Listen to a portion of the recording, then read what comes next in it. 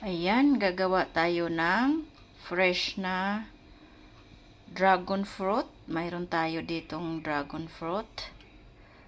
At yung frozen, isasama natin yung frozen sa paggawa ng juice.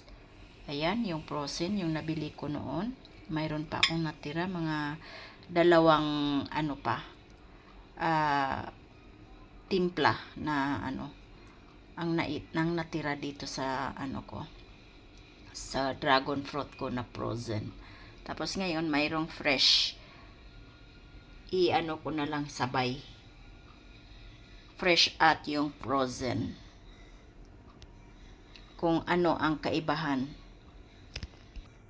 Ayan, ibiblend na natin siya. Ayan, nagawa na natin at i-transfer natin sa baso.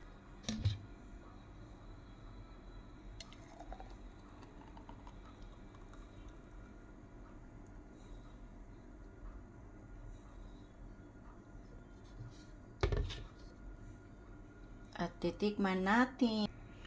Alam niyo, masarap siya pag pag fresh pala talaga gawin juice. Masarap siya. Kahit yung ginawa ko ay konti lang yung frozen, more siya sa fresh. Masarap. Ang sarap niya talaga, promise. Ayan, yung i-snack natin. Ayan, with matching. Ayan, with matching juice. Dragon juice ang partner natin sa merienda natin. Pansit, french fries, at dragon fruit. Diba?